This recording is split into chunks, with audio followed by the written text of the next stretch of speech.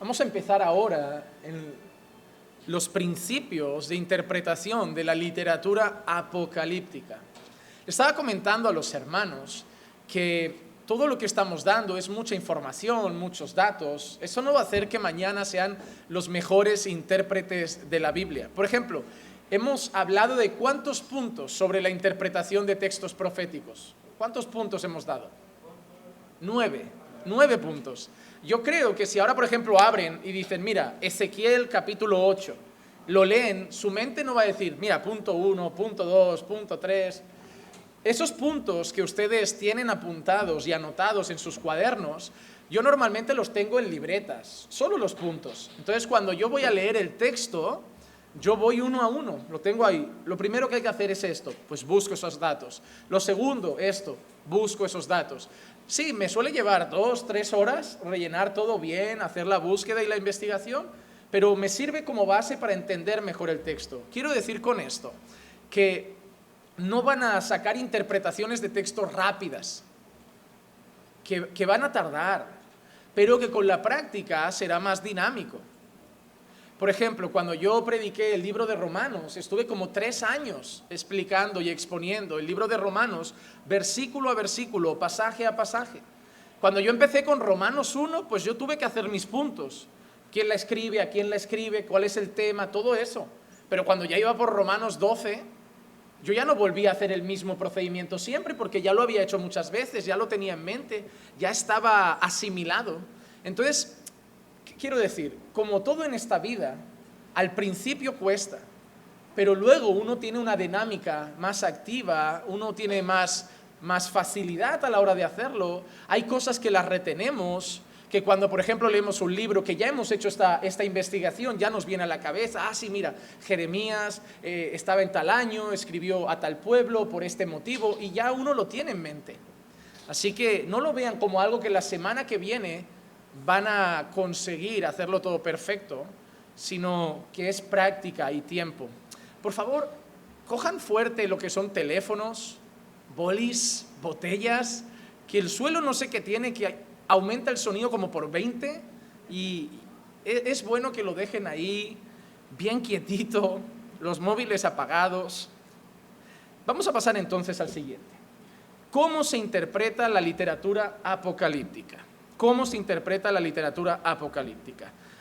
La palabra española apocalíptico viene de la griega apocalupto, que significa revelar o dar a conocer.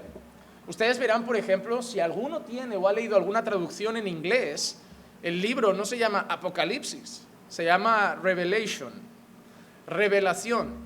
Y en algunas traducciones viene así, porque ese es el sentido de la palabra original, revelar o dar a conocer. La literatura apocalíptica es un género de la literatura judía que se caracteriza por el uso de imágenes simbólicas para revelar la misteriosa y providencial obra de Dios detrás del escenario y sus planes venideros para el futuro. Vamos a ver algunas características de la literatura apocalíptica, algunas características de esta literatura. Número 1, la expectativa de la irrupción de Dios en la era actual para dar paso a una existencia cualitativamente diferente en la era por venir. Cuando leemos literatura apocalíptica, siempre te das cuenta que es como un aviso o una antesala de lo bueno que Dios va a hacer. Nosotros cuando leemos Apocalipsis no es un libro que da miedo, es un libro que para los creyentes trae esperanza porque nos enseña lo que Dios va a traer mañana. Y en medio de esta esfera actual que vivimos, nosotros vemos lo que Dios hará mañana. Sí, Apocalipsis puede dar miedo, ¿para quién? Para ellos. Pero un creyente que lee Apocalipsis son buenas nuevas. Un creyente que lee Apocalipsis es el final esperado, deseado y bonito de la historia. Dios acaba venciendo, el mundo acaba restaurado, cielos nuevos y tierra nueva. Eso es maravilloso. Para mí Apocalipsis son buenas noticias para el creyente.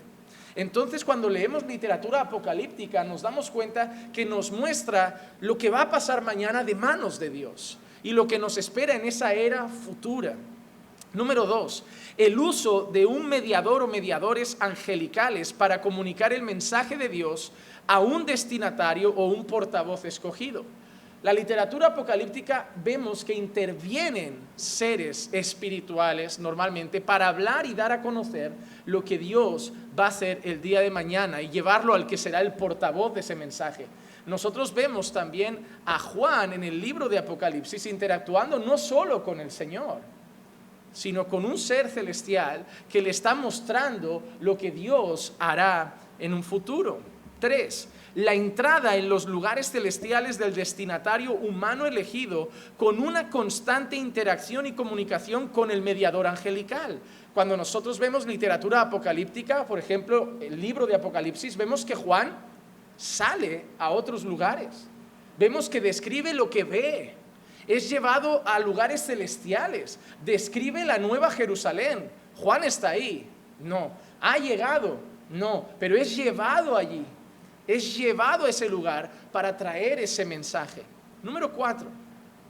Hay visiones o sueños altamente simbólicos que describen las realidades espirituales ocultas y las futuras intervenciones divinas. Hay sueños, hay visiones y los textos son claros. El propio Juan a veces dice, y fui llevado en una visión a un lugar, y él empieza a dar a conocer lo que Dios quiere revelar para un futuro. Número 5, hay visiones del divino juicio final. La literatura apocalíptica muestra sobre todo el juicio venidero que viene de parte de Dios. Si ustedes escriben, por ejemplo, Apocalipsis en Google y le dan a imágenes, solo va a salir cosas que asustan. Fuego, mundos destruidos, ciudades quemadas, solo salen esas cosas. Tanto de películas como de todo, solo salen esas cosas. Número 6, advertencias de angustias que vienen y de pruebas que enfrentarán los fieles. Número 7, estímulos para que los fieles perseveren a la luz de las verdaderas realidades espirituales y las intervenciones divinas venideras. Y esas son las cosas que encontramos en los libros de literatura apocalíptica. Ahora, esto es importante, hay varios enfoques interpretativos distintivos del libro de Apocalipsis. Cuando nosotros leemos las epístolas, Romanos, o leemos la carta de Santiago, normalmente hay un acuerdo en su significado. Pero en cuanto a Apocalipsis, hay muchas divisiones. Realmente eso demuestra lo que decíamos antes, que somos imperfectos. Y Apocalipsis no es un libro fácil. Así que vamos a ver algunas de las maneras como mira la gente Apocalipsis. Ahora saldrán algunas palabras raras, pero no pasa nada, las explicaremos por encima. Número 1, la visión preterista del Apocalipsis. La visión preterista. Según los preteristas, aunque es posible que algunas porciones de Apocalipsis miraran al futuro cuando fueron inicialmente escritas, casi todos los acontecimientos descritos en Apocalipsis ya han tenido lugar, la mayor parte en el primer siglo o poco después.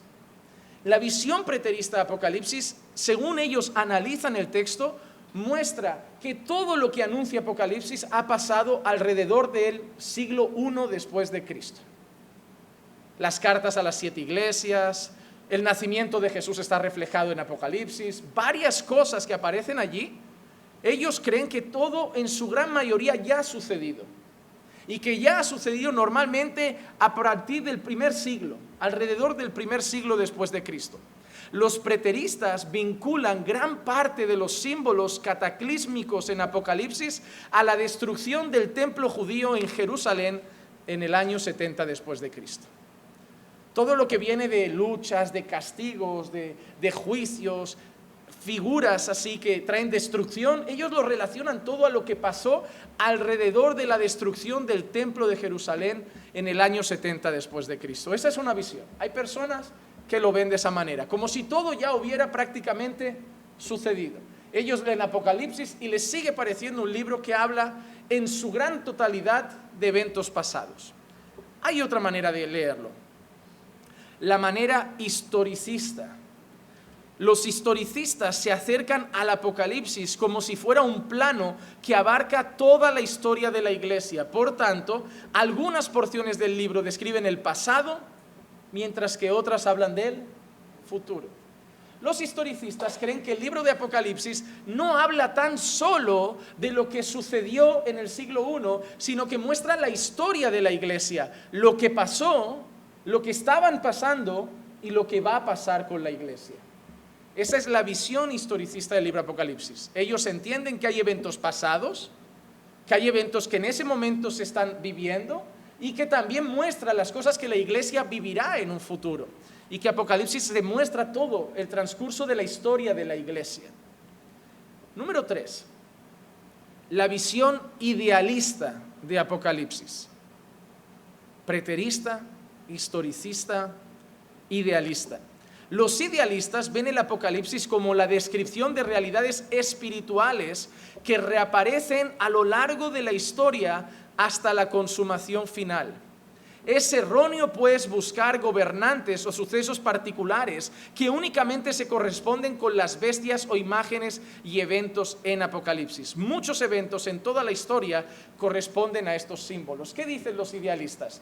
Que lo que más muestra Apocalipsis son realidades espirituales detrás de los personajes que aparecen.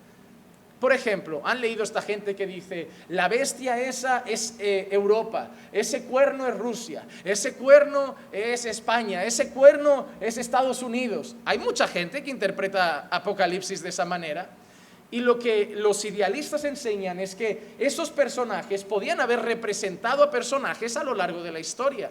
Que ese personaje tirano que va a ir contra el pueblo de Dios puede ser alguien que va a aparecer mañana contra el pueblo de Dios, sí.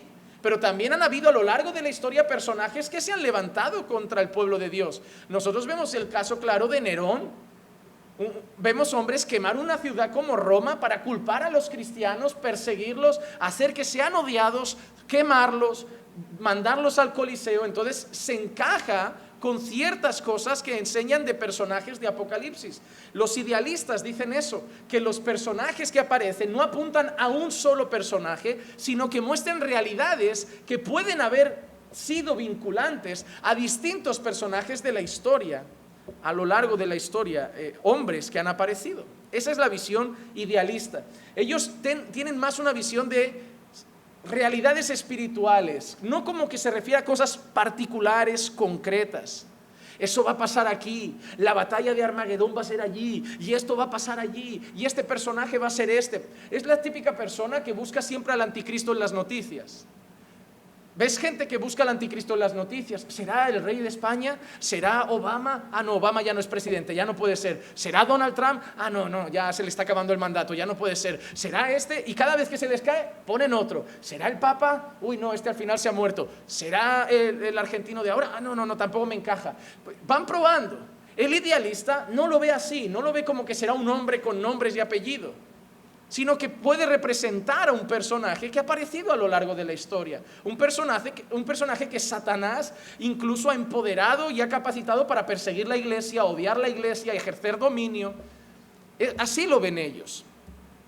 Y luego hay un cuarto enfoque, que es el enfoque futurista. La visión futurista ve la mayor parte del Apocalipsis como aplicándose a eventos futuros del fin de los tiempos que se producen justo antes del regreso de Cristo. Hay gente que ve Apocalipsis como si nada hubiera pasado y todo vaya a pasar, como si todo fuera futuro. Hay un problema con la visión futurista de Apocalipsis. ¿Alguien sabría decirme cuál es? Si yo creo que todo es futuro, ¿cuándo se hará presente? Si yo todo lo que leo, esto es futuro, vale, mañana transmito esa enseñanza a mis hijos, y ellos a sus hijos, y ellos a sus hijos, estarán mis bisnietos viendo solo eventos futuros. Pero para ellos la gran mayoría de Apocalipsis son cosas que van a pasar. Por ejemplo, ellos leen las cartas a las 7 iglesias y te dirán, la iglesia de la Odisea representa la iglesia del último tiempo, una iglesia rica, una iglesia materialmente rica que dice que no tiene nada, que no le falta nada, pero el Señor la ve una iglesia pobre y desventurada. Ellos lo relacionan a la Odisea como una iglesia futura, como la iglesia que habrá al final de los tiempos. Y todo lo ven como va a pasar, nada ha pasado, todo está por suceder. Y en eso hay problemas. Porque cuando interpretamos correctamente Apocalipsis nos damos cuenta que hay textos que hablan del propio nacimiento de Jesús. Y con claridad. Entonces, esas son las 4 corrientes de leer Apocalipsis. Los eruditos también adoptan a veces una combinación de los puntos de arriba mencionados. Es decir, hay gente que no se define solo con una. Mira, yo tengo la visión futurista, yo soy más idealista, yo soy más historicista, yo soy preterista. Hay gente que tiene una combinación de posturas a la hora de leer Apocalipsis. En el caso del autor de este libro, él mismo lo dice, y ahora lo vemos, y yo me identifico con él. En mi opinión, partes del Apocalipsis se leen mejor a través de una lente preterista. Por ejemplo, los capítulos 2 y 3, vemos claramente cosas así. Y luego, la mayor parte del libro debe ser entendido desde un enfoque idealista. Cuando nosotros leemos Apocalipsis 2 y 3, ¿qué nos encontramos ahí? ¿Qué hay? Mensaje a las iglesias. No es para nosotros.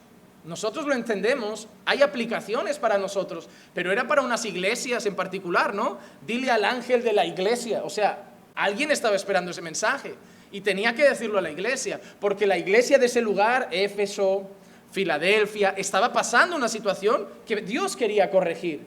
Y eran iglesias de aquel entonces, del primer siglo. Entonces, ahí una visión preterista, una visión de que todo tiene que ver con el primer siglo, está bien, porque creemos que eso no son eventos futuros. Creemos que eso habla de la iglesia de aquel entonces, sí, como hemos dicho, con aplicaciones para nosotros. Puedo enseñar eso, puedo decir lo que pasaba con la iglesia, lo que quiere decir el Señor y luego decir, hermanos, esto a nuestra vida nos trae esta enseñanza, que tenemos que tener cuidado con esto, que tenemos que tener cuidado con aquello. Pero es normal tener una visión preterista en esa parte, saber que habla de la iglesia de aquel entonces. Yo no creo que esa carta esté dando vueltas por aquí esperando que los hermanos de la Odisea la lean. Eran los de aquel entonces, aunque trae enseñanzas para nosotros. Sin embargo, el resto del libro Apocalipsis pues puede tener una gran parte idealista en el sentido de que tiene realidades espirituales, mucha simbología. Entonces leemos ese texto y puede traer símbolos que traen enseñanzas espirituales para nuestra vida, pero no tienes que elegir solo una manera de leerlo. Puedes combinar más de una y decir, mira, yo en esta parte creo que se enfoca más en un presente, en esta parte creo que se enfoca más en un futuro, o en esta parte creo que son solo símbolos que traen enseñanzas espirituales. Pero esas son las 4 principales maneras de leer Apocalipsis. Vamos a ver algunas directrices útiles a la hora de interpretar este texto. Número 1, los pasajes apocalípticos del Antiguo Testamento proporcionan antecedentes que ayudan en la comprensión de Apocalipsis. Cuando hablamos de textos apocalípticos, normalmente solo pensamos por el nombre en ese libro. Pero hay algunos textos en algunos libros proféticos que hablan de eventos futuros y tienen un contenido y una forma apocalíptica. Por ejemplo, Isaías 24 al 27, Ezequiel 38 y 39, Zacarías 1 al 6, o Daniel 7 al 12.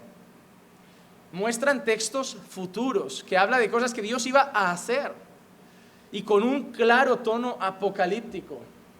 Entonces, es bueno leer el Antiguo Testamento muchas veces para ayudarnos a entender muchas cosas del libro de Apocalipsis en el Nuevo Testamento.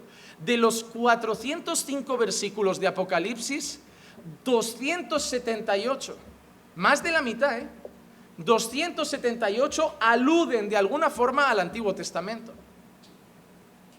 Por eso hay que tener en cuenta los textos del Antiguo Testamento que mencionan, que tienen un tono apocalíptico, porque el propio libro de Apocalipsis menciona en más de la mitad del libro, alude y nos hace pensar y nos hace ver al Antiguo Testamento. Número 2.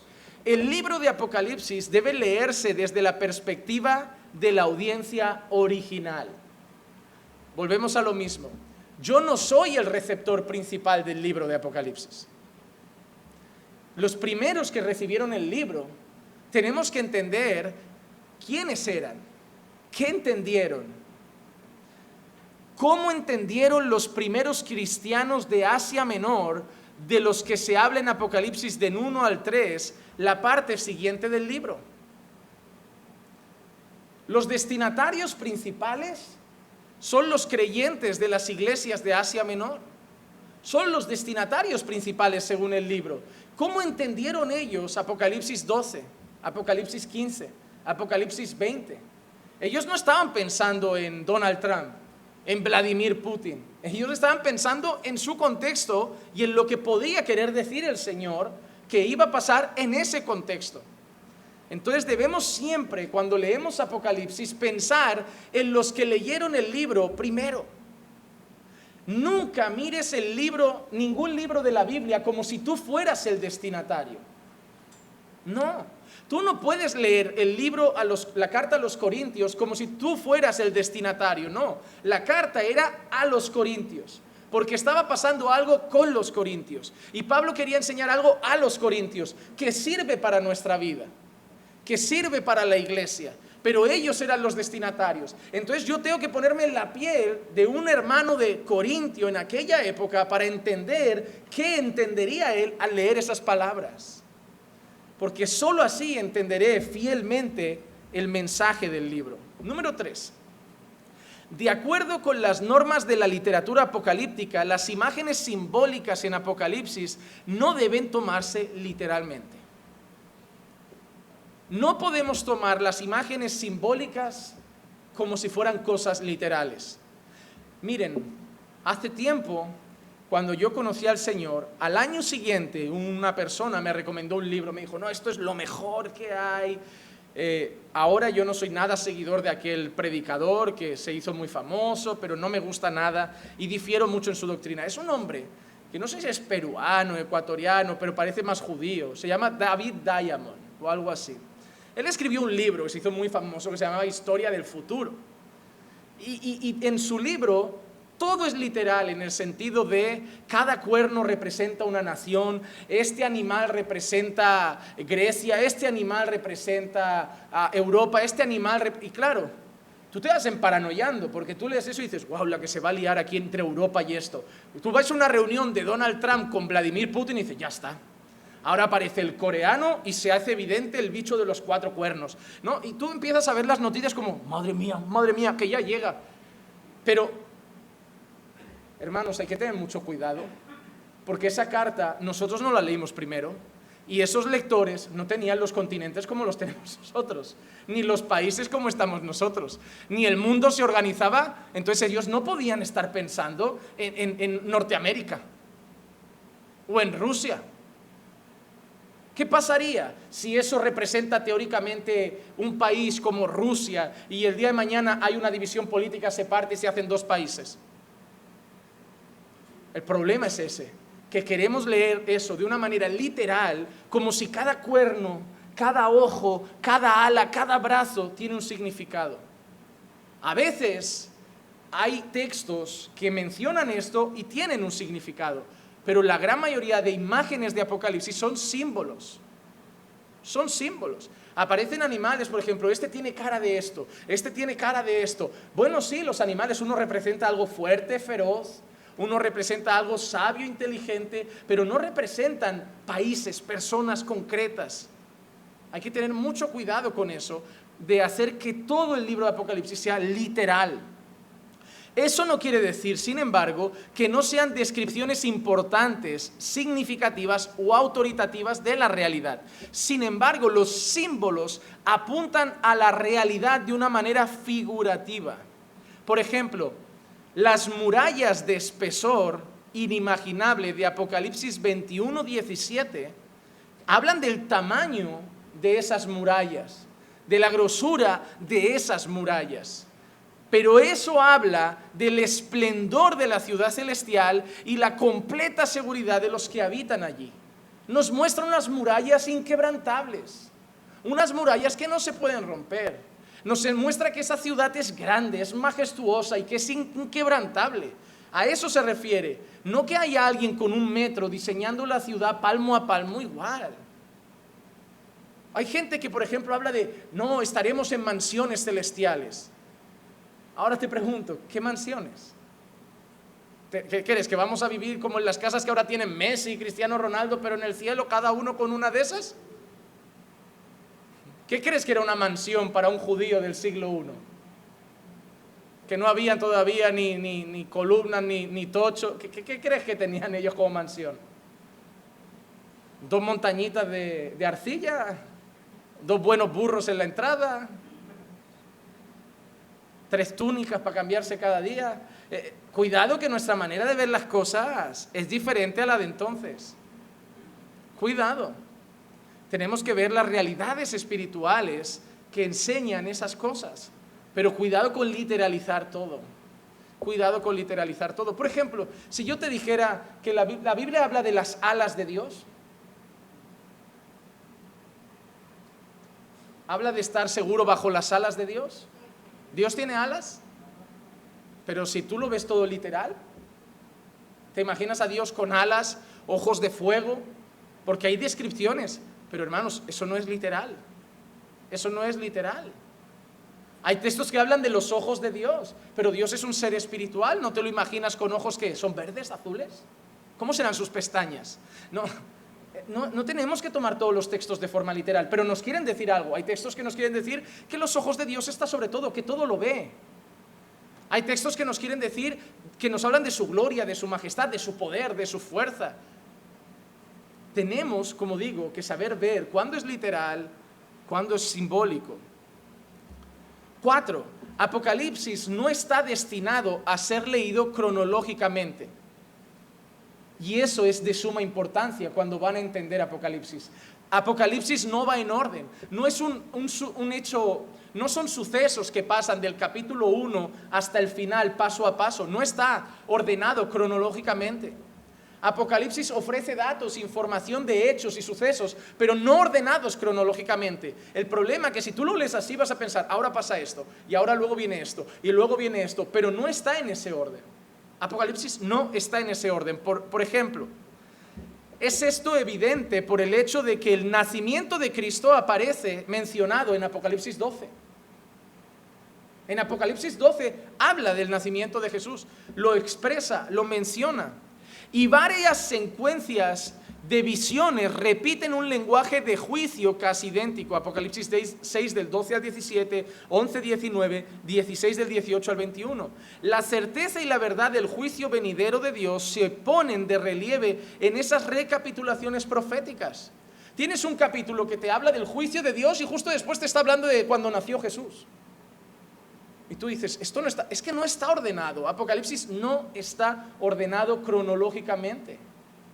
Pero es más, no tenía la obligación Juan de darlo cronológicamente. Y Dios no tenía la obligación de decir, se los voy a dar día a día, cómo va a pasar todo. Él expresó la revelación, pero no dijo que la ponía en orden los hechos. No lo dijo. ¿Cómo se interpreta el lenguaje exagerado o hiperbólico? Pasamos a otro género. Hemos hablado del apocalíptico. ¿Cómo leemos el lenguaje exagerado o hiperbólico? Vamos a ver ejemplos para entender qué es esto. Si su hija llega a casa de la escuela y se queja diciendo, me muero de hambre, usted no se apresuraría a llevarla a la sala de emergencias del hospital y demandaría atención urgente por desnutrición. Tu hija llega a casa, mamá, me muero de hambre. No, hija, vamos a la UCI. ¿Qué pasa? No, señores, está desnutrida. Y sale todo gordita. Normalmente son los gorditos los que se mueren de hambre, nunca los flacos. Los flacos no pasan nunca tanta hambre. Los gorditos siempre van reclamando, me muero de hambre, me muero de hambre. Lo sé por experiencia. Nosotros entendemos que la expresión me muero de hambre es un lenguaje hiperbólico que está expresando emociones fuertes. ¿Qué entiendes si tu hija te dice eso? ¿Qué entiendes? Que tiene mucha hambre, que tiene ganas de comer, pero no, que se está muriendo literalmente de hambre. Los personajes y autores bíblicos utilizaron también el lenguaje exagerado y es importante que nosotros lo reconozcamos para comprender correctamente el significado de un texto. Es importante a la hora de leer un texto saber si se trata de una exageración o de algo literal. La exageración se produce dentro de varios géneros literarios de la Biblia. Especialmente es común en la poesía, en los proverbios y en narraciones históricas de Jesús. Jesucristo fue un gran maestro y el mayor especialista en el uso de hipérboles. Jesucristo, por ejemplo, las multitudes estaban pendientes de sus palabras al ser un gran maestro. Y uno de los recursos utilizados más usados por él para hacer sus enseñanzas memorables era la exageración. Si yo os dijera esto, ¿qué dice Jesús antes de que un rico entre en el reino de los cielos? ¿Qué dice? Es más fácil meter un camello por el ojo de una aguja que un rico entre en el reino de los cielos. Déjame preguntarte algo. ¿Es posible meter un camello por el ojo de una aguja? ¿Es remotamente posible eso? ¿Qué está usando Jesús? Una hipérbole. Está exagerando algo. ¿Está diciendo Jesús que los ricos no entran en el reino de los cielos? ¿Está diciendo Jesús que los ricos entran más difícil porque si lo dice así, yo prefiero ser pobre? ¿No? Si lo que Jesús dice, que para un rico es más difícil salvarse, yo prefiero entonces seguir como estamos, vida tranquila, que no me asciendan, que no mejore mi nivel de vida, porque cuidado que entonces se me complica la salvación. Si leyéramos el contexto nos daríamos cuenta que la enseñanza es contra la codicia y el amor al dinero. Jesús no está diciendo que para un rico es más difícil salvarse que para un pobre. Mucha gente lo ha interpretado literalmente así, que un rico se salve es complicado, pero no está hablando. ¿Cómo va a ser complicado para Dios salvar a alguien? No es complicado, pero hay una enseñanza detrás. Entender el género de la exageración no debe vacunarnos contra ella, sino más bien retarnos a presentar esas verdades con un énfasis apropiado. ¿Qué significa? ¿Para qué Jesús usaba la exageración? ¿Qué ponía aquí? ¿Cuál era la intención de Jesús con la hipérbole, la exageración? Que destacara, que esa enseñanza se quedara grabada a fuego en nuestros corazones y en nuestras cabezas. Pues si Jesús usa una hipérbole, una exageración, porque Él tiene la intención de que eso se quede grabado, si yo predico ese texto, ¿cómo lo tengo que hacer? Dándole mucho énfasis a eso. Si Jesús le dio énfasis usando una exageración, yo en la enseñanza tengo que darle énfasis. A la hora de predicar, todas esas cosas son importantes. Todas esas cosas son importantes. Porque hay gente que cuando habla del cielo habla enfadado y cuando habla del infierno habla manso. Se confunden. Si Pablo estaba enfadado, yo tengo que hablar enfadado. Si Pablo estaba dando esperanza, consolando, yo tengo que transmitir consuelo. Eso es lo que más me cuesta a mí. Yo parezco enfadado hasta en el consuelo, pero voy a mejorar, hermanos. Voy a mejorar. Pero es importante hacer eso, porque así encontramos el énfasis de la enseñanza. El énfasis, lo que Jesús quiere destacar, y así lo transmitiremos.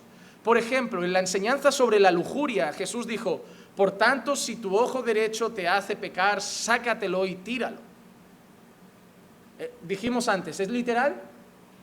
Es una exageración, pero Jesús le está dando poca importancia o mucha importancia. Mucha, porque está dando un ejemplo muy radical.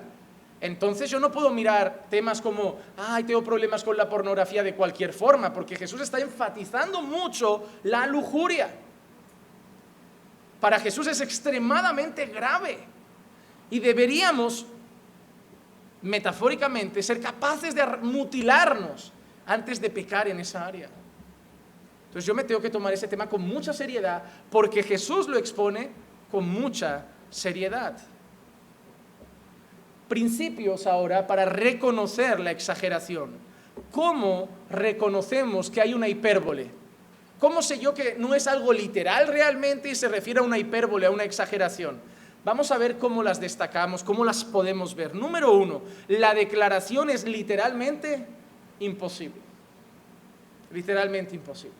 Las hipérboles hablan de cosas que no son realmente posibles. Meter un camello por el ojo de una aguja. Si un texto describe algo que es literalmente imposible, aunque el autor parece dar por supuesto que el evento es de hecho una posibilidad real, nos inclinamos a entenderlo como una hipérbole. Por ejemplo, en Mateo 19:24 Jesús dice: otra vez os digo que es más fácil pasar un camello por el ojo de una aguja que entrar un rico en el reino de Dios. Vemos que eso es literalmente imposible. Entonces no es que Jesús esté mintiendo, diciendo, Jesús está haciendo una hipérbole, una exageración. Número 2, la declaración, la hipérbole, está en conflicto con lo que Jesús dice en otra parte.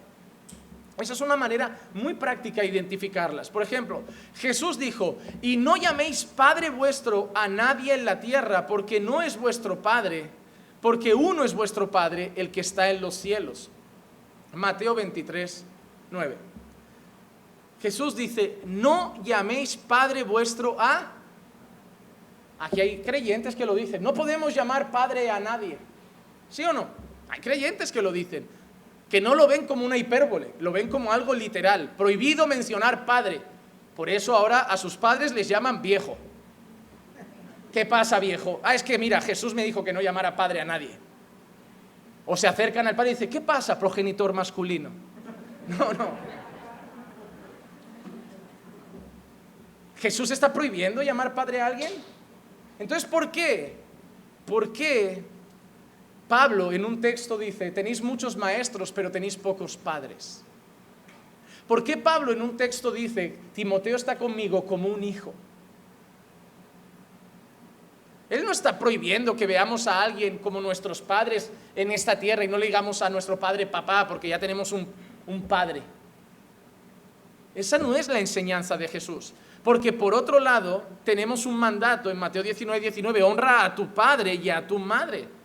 Note que Jesús no dijo: honra a tu progenitor masculino y a tu madre. Jesús no dudó en llamar al progenitor masculino del joven padre. ¿A qué se refiere Jesús? Esa es la pregunta que nos tenemos que hacer. Mañana, en el primer turno, yo estaré exponiendo un mensaje que son 3 cualidades de un fariseo. Y una de las cualidades era que amaban, voy a dar ¿es spoiler que se llama? Spoiler. Una de las cualidades es que dice: y aman ser llamados rabinos, rabí. Pero por otro lado Jesús dice: pero vosotros ya tenéis un maestro y un padre. Jesús no está prohibiendo que se les llame rabinos, porque era común. Por ejemplo, vosotros ya tenéis un pastor, ¿sí o no? Señor Jesucristo. Pero Él no dice: ahora no llaméis pastor a Juan Manuel nunca, llamarle Juanma, silbarle, hacerle pero no le llaméis pastor. Lo que Jesús... No me empecéis a hacer eso, si ya tengo mal humor, como me hagáis eso, ahí ya le hemos liado. Lo que el Señor Jesús está diciendo es una llamada de atención contra aquellos que se están adjudicando y que aman que se les otorgue títulos. Como algunos pastores que se levantan hoy que hablan de esa paternidad espiritual: si no estás bajo mi cobertura te irá mal. Aman eso. Llámame padre, no me llames Juanma, llámame papá. No, a mí hay gente que me llama Juan Manuel y yo no me levanto y le digo: con respeto, a mí me llamas por mi nombre, Pastor Juan Manuel. No hago eso. Unos me llaman Juan Manuel, unos me llaman Juanma, otros me llaman pastor. Pero la llamada de atención de Jesús es especialmente a los que quieren ser llamados así. Corren detrás, van a la gente y dicen: llámame rabí. Mire cómo cambia el sentido. Pero si yo lo leo todo sin su contexto, sin entender, yo veo prohibiciones donde literalmente no las hay. Donde literalmente no las hay. ¿Qué más? Número 3. La declaración está en conflicto con las acciones de Jesús en otros lugares. Eso es otra manera de ver una hipérbole. En Lucas 14:26 Jesús dice: si alguno viene a mí y no aborrece a su padre y su madre, a su mujer e hijos y hermanos y hermanas y aun su propia vida, no puede ser mi discípulo. Así que, ¿tenemos que aborrecer a nuestra propia familia para ser discípulos de Jesús? ¿Tenemos que deshonrar a nuestros padres? ¿Tenemos que aborrecer a nuestra esposa, aborrecer a nuestros hijos para ser discípulos de Jesús? Entonces, ¿eso es literal o es una exageración? Eso es una hipérbole, porque aparentemente contradice algo que Jesús ha enseñado en otro sitio, que es honrar. Esa afirmación está claramente en contradicción con la enseñanza de Jesús en otros textos como Marcos 7, del 9 al 13. ¿Qué quiere decir Jesús? Mi madre, mi padre, mi esposa, mis hermanos, hasta mi vida no se puede anteponer a Dios. Eso es lo que quiere decir Jesús. No dice aborrécelos, no dice abandónalos, dice que ellos no pueden estar por encima. Hónralos, ámalos, cuídalos, pero yo primero. Pero yo primero. Ahí usa Jesús una hipérbole. ¿Cómo se distinguen? Porque vemos que aparentemente contradice lo que él enseña en otros sitios. Número 4. La hipérbole o la declaración está en conflicto con la enseñanza general de las Escrituras. Una hipérbole se ve claro porque a veces contradice no solo lo que ha dicho Jesús, sino con una doctrina fundamental de las Escrituras. Mirando ese mismo versículo de nuevo, en Lucas 14, 26, observamos que el mandato de Jesús de aborrecer a tu propia familia está en desacuerdo con la enseñanza del Antiguo Testamento de honrar, amar y obedecer a nuestros padres. Éxodo 20, 12, Deuteronomio 5, 16, Proverbios 23, 2. Entonces, estamos viendo hipérboles, exageraciones. Número 5. La declaración no siempre se cumple literalmente en la práctica. El hecho de que a veces una declaración no se cumple literalmente nos indica que debemos entenderla como una hipérbole. Por ejemplo, en referencia al templo, Jesús dijo lo siguiente, Marcos 13, 2. ¿Ves estos grandes edificios? ¿Recuerdan ese texto? No quedará piedra sobre piedra que no sea derribada. Pues Jesús se equivocó. Puede ser. ¿Por qué? Porque dice, si usted va hoy a las ruinas, todavía quedan piedras, todavía quedan trozos, todavía quedan restos. ¿Jesús quería decir que no quedaría ni una piedra? No, Jesús quería decir que eso quedaría destruido, pero no quería decir exactamente que no quedaría ni un trocito de piedra, porque todavía hay ruinas. ¿Jesús mintió? No. ¿Jesús se equivocó? No. ¿Jesús usó una hipérbole? Sí, una exageración. ¿Dónde, por ejemplo, vemos hipérboles? Si yo hablara lenguas angelicales, si yo hiciera esto, y si yo hiciera aquello, y si yo hiciera aquello, pero no tengo amor, eso es una exageración. Eso es una hipérbole que usa el apóstol Pablo, por ejemplo. A lo largo de la Biblia tenemos que saber destacarlas. ¿Por qué? Porque una hipérbole no la usamos para dar una orden directa. Tienes que hacer esto. Yo no le digo a un hermano, si vas a caer en pornografía, arráncate los ojos. Lo dice Jesús. Yo no le digo eso. Si yo no sé destacar una hipérbole, puede llevar a muchos errores doctrinales y muchos errores de vida práctica. ¿Qué más? Número 6. El cumplimiento literal de la declaración no lograría la meta deseada. En la enseñanza sobre la lujuria, por ejemplo, el mismo ejemplo, Jesús dijo, si tu ojo derecho te es ocasión de pecar, sácalo y échalo de ti, pues mejor te es que se pierda uno de tus miembros y no que todo tu cuerpo sea echado al infierno. Y si tu mano derecha te es ocasión de caer, córtala y échala de ti, pues mejor te es que se pierda uno de tus miembros y no que todo tu cuerpo sea echado al infierno. Vamos a vernos en una situación. Yo voy a tomarme las palabras de Jesús literal. Imagínate que yo tengo un problema con la lujuria. Voy a ver a alguien y voy a pecar, me arranco un ojo. Me libra hoy. Ahí viene otro, me queda uno. Ahí va a pasar otra persona, me arranco el otro. Pero la lujuria, ¿de dónde viene? Viene de aquí. Viene de aquí. Entonces, si yo me llegara a arrancar los dos ojos, ¿arregla el problema de la lujuria? No. Si yo me arrancara los dos pies, ¿arreglaría el problema de querer ir donde no debo? Porque el problema está ¿dónde? Las hipérboles muchas veces se ven porque si lo llevas al pie de la letra no sirve para nada. No cura el problema original. En ese caso, el problema de la lujuria está en el corazón y aunque nos arrancáramos los ojos, seguiríamos teniendo problemas con la lujuria. Pero nos está enseñando lo difícil o lo profundo que es ese tema y cómo debemos luchar contra la lujuria, que es algo serio y que debe ser combatido.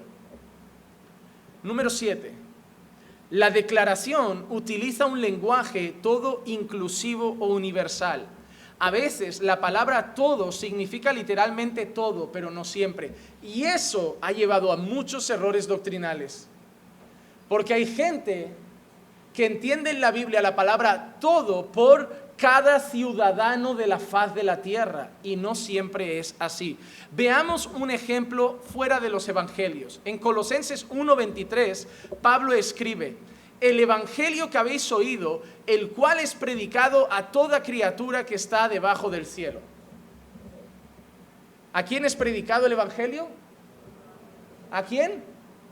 Déjame hacerte una pregunta. Cuando Pablo escribió eso, ¿todas las criaturas habían escuchado el evangelio?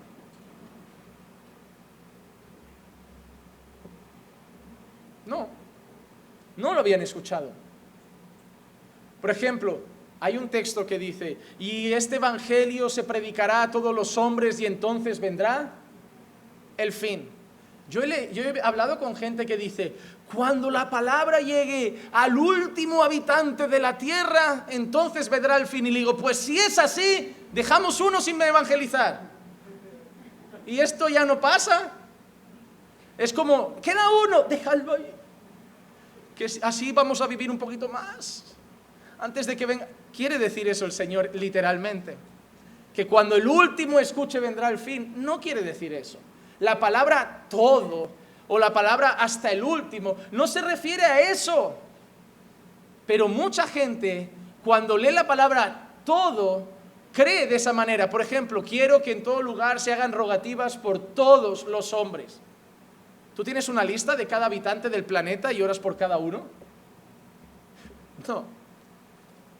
No.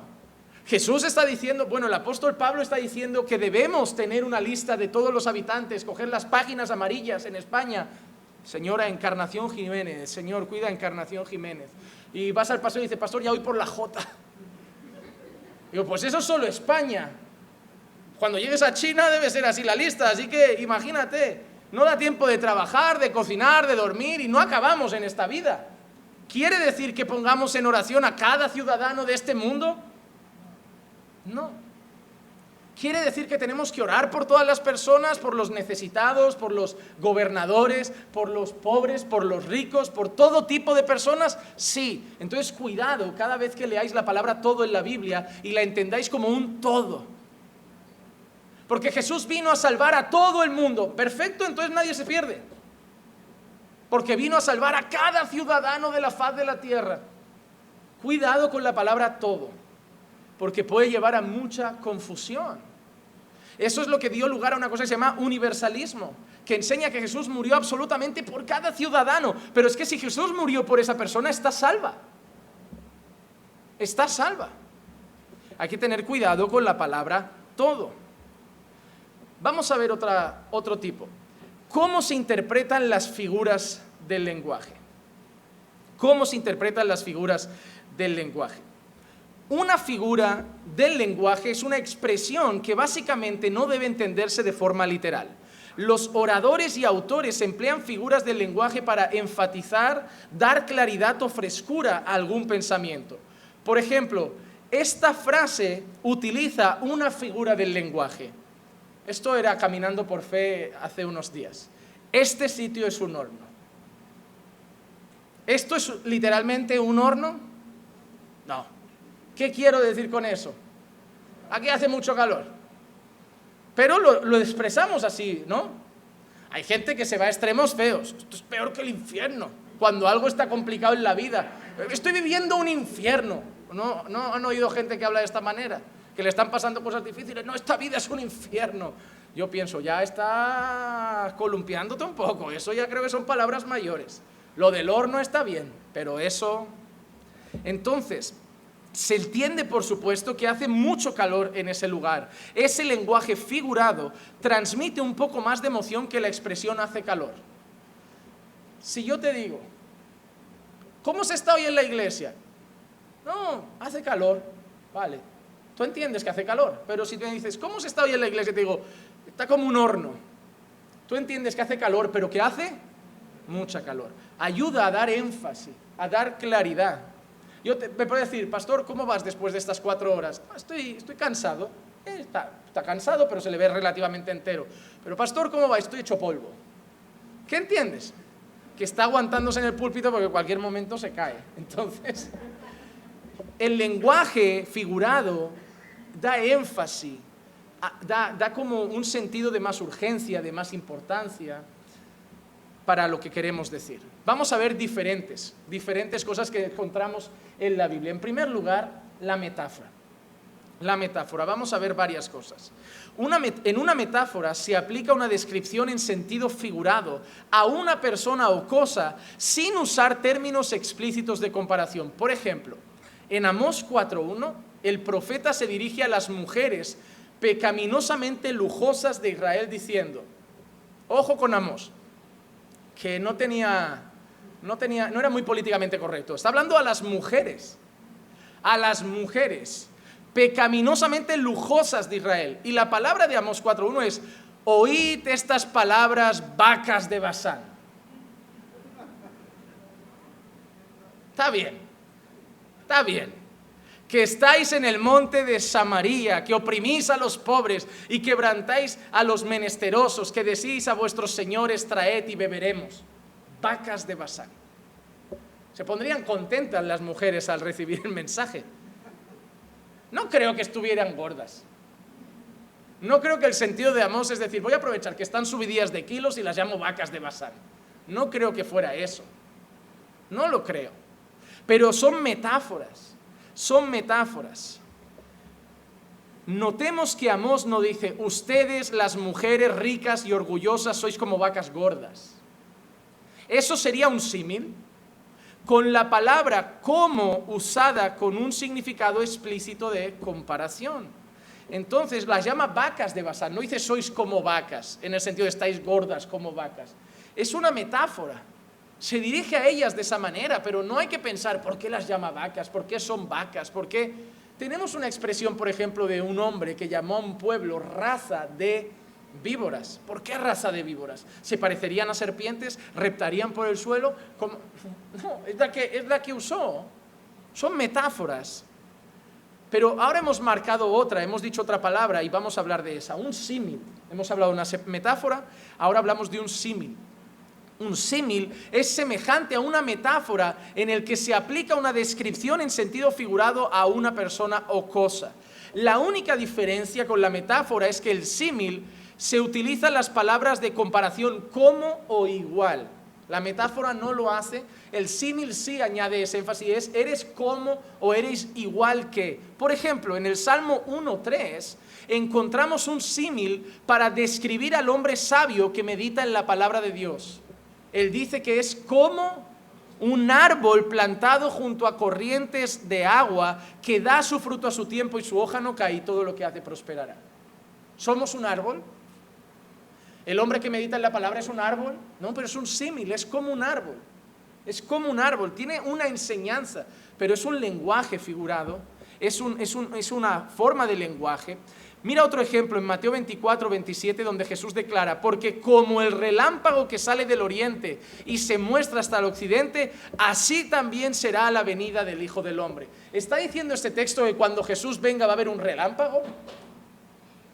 No está diciendo, es un símil. Como el relámpago que va de un lado al otro, así será la venida del Hijo del Hombre. ¿Cómo? ¿A qué se refiere ese texto? ¿Un relámpago tarda mucho? Será repentino. En otros lados dice como ladrón en la noche. O sea, hace varias similitudes, ¿verdad? Como un relámpago, como ladrón en la noche, pero todo está diciendo una misma cosa. ¿Cómo será? Sin avisar. De repente, rápidamente aparecerá el Señor. A eso se refiere. Tercera figura, el merismo.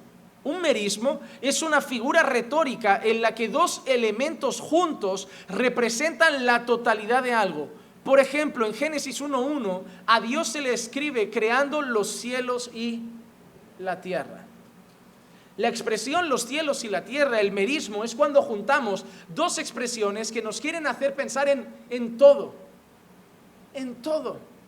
Cuando la Biblia dice que el Señor creó los cielos y la tierra, ¿tú qué entiendes? ¿Qué creó? Todo. Eso es un merismo. Esa expresión se entiende mejor como un merismo que habla de todo el orden creado. Siguiente figura. El endíadis es la expresión de una idea utilizando dos o más palabras similares, es decir, dos palabras que se usan para decir lo mismo. Por ejemplo, 2 de Timoteo capítulo 1 y versículo 10, Pablo dice que Jesús quitó la muerte y sacó a la luz la vida y la inmortalidad por el Evangelio. Aquí, vida e inmortalidad se refiere ¿a qué? Él quitó la muerte y a través del Evangelio trajo vida e inmortalidad. ¿A qué se refiere? A vida eterna. Pero las dos palabras se refieren a lo mismo. Mira, Jesús trajo vida y también trajo inmortalidad. No es una expresión que se refiere a la vida eterna.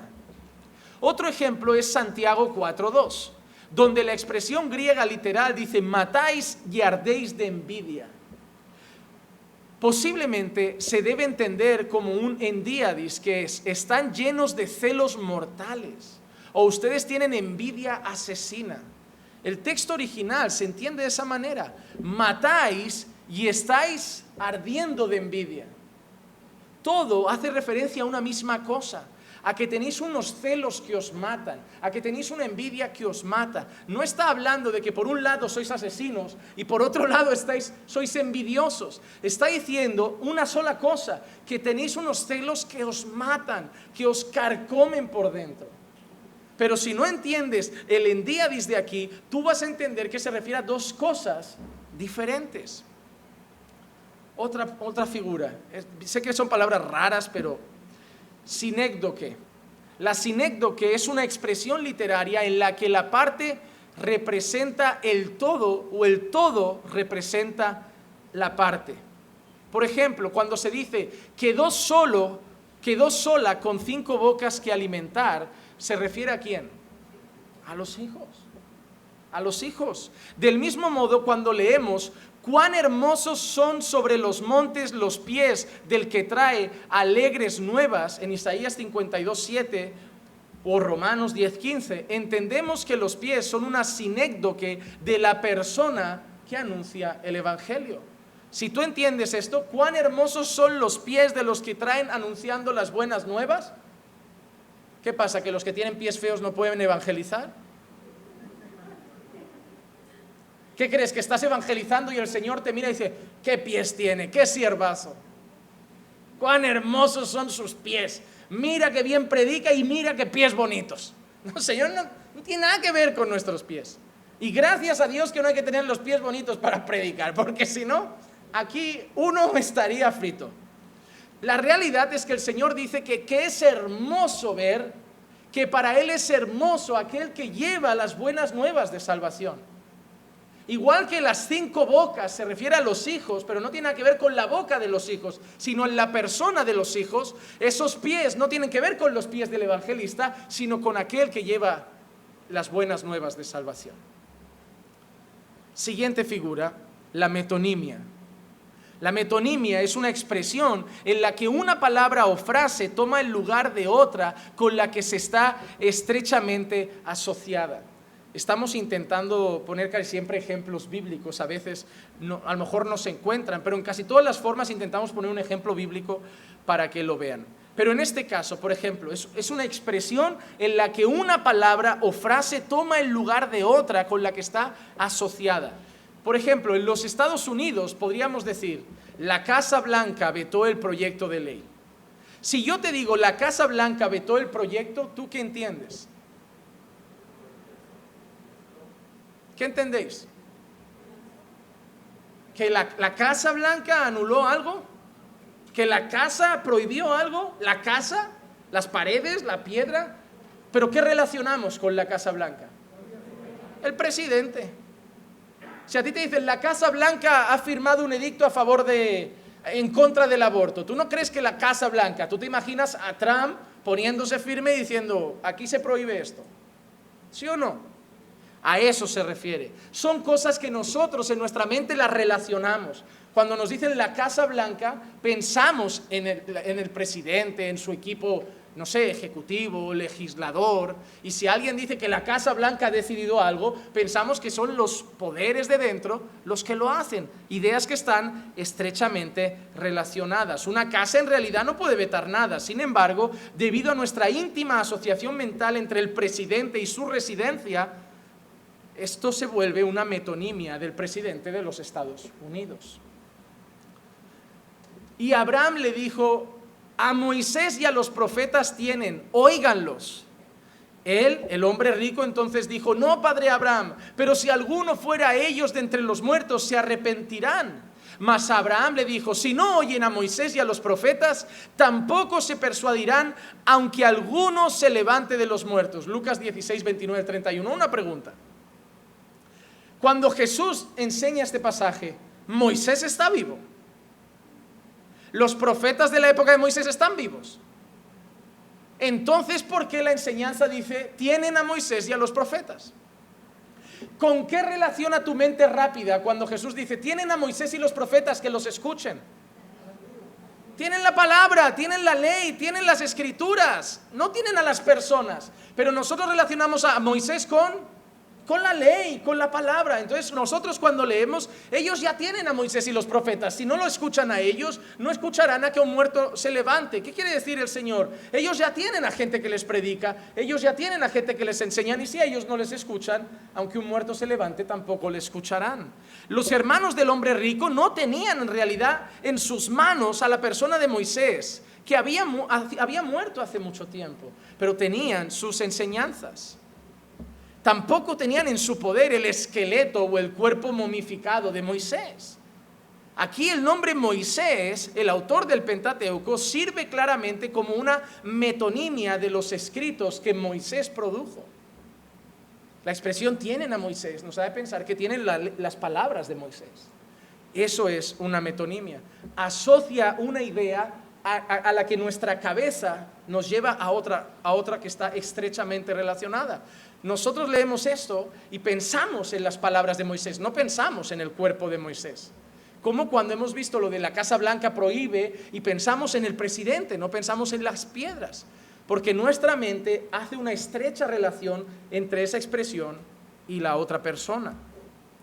Siguiente, esta es muy importante porque aparece mucho en la Escritura, la personificación. La personificación es la presentación de una cosa o un objeto inanimado o una idea como teniendo las cualidades o las acciones de una persona. Por ejemplo, Jesús dijo: cuando tú des limosna, no sepa tu izquierda lo que hace tu derecha, para que sea tu limosna en secreto, y tu Padre que ve en lo secreto te recompensará en público. Mateo 6, 3, 4. No es posible, por supuesto, para las extremidades o apéndices de nuestro cuerpo saber nada. Jesús no está diciendo, cuando des limosna con la derecha, cuidado que no se entere la mano izquierda. Está diciendo eso. No, está haciendo una personificación. Pero en esta personificación de la mano derecha e izquierda de una persona, Jesús nos pide de manera enfática y memorable que demos con generosidad. Que demos con generosidad. Vemos textos, por ejemplo, que Jesús utiliza expresiones también que dice, cuando des, no toques trompeta. ¿Acaso alguien da una limosna y toca trompeta? ¿Acaso vas a dar una limosna y te subes a lo alto? Que sepa Barcelona que acabo de dar €1 a este señor mendigo. Claro que no. Claro que no. Pero Jesús, ¿de qué está hablando? En un contexto de que las personas lo hacían para ser vistos por los hombres. Nosotros no tocamos trompeta, pero ¿cuántos hacen así con el mendigo? Dando comida a los pobres. Nosotros tenemos un mensaje que transmitimos a la iglesia con lo que quiere decir ese texto, pero entonces A veces uno piensa, ¿quién toca trompeta cuando da limosna? No, en nuestra época nadie, pero lo podemos aplicar de otra manera. Hay mucha gente que publica sus buenas obras para ser aplaudido y ser visto por los hombres y que la gente diga qué bueno es, qué generoso. Hay gente que a lo mejor tenemos la caja de recogida de alimentos y hay gente que llega, lo deja y ni te das cuenta quién está dejando. Y hay alguien que aunque vea la caja, que mide 40 metros, viene, pastor, ¿dónde iban los alimentos? No, tranquilo, si lo tienes aquí al lado, o sea, ya sé que estás trayendo mucho, pero te lo pregunta además cada vez que trae. O sea, pastor, ¿y ahora dónde van? La caja sigue en el mismo sitio, o sea, no se ha movido, está delante de la puerta, es roja, no hay. Pero ¿por qué esa persona? Quiero que el pastor sepa que soy alguien generoso. Es así. Eso sí que lo podemos traer como una aplicación a nuestra vida. No tener que mostrar nuestras buenas obras para ser admirados por los hombres. Porque el que nos importa es Dios y Él ya lo ve. Cuando el otro día le dimos a una señora algo, la señora no nos preguntó, ¿me pueden decir qué hermano ha traído cada cosa de las que me lleva? Uno da porque quiere, la gente coge y no hay que llevar un orden de quién trae más, quién trae menos, quién es más generoso, quién es más tacaño. Es así. Dios ya sabe si estoy siendo generoso o no. Es así. Vamos a ver otro, el antropomorfismo. Un antropomorfismo es la presentación de Dios como teniendo características o acciones de hombres. Esta es muy común. Por ejemplo, Segunda de Crónicas 16:9 leemos, porque los ojos de Jehová contemplan toda la tierra para mostrar su poder a favor de los que tienen el corazón perfecto para con Él.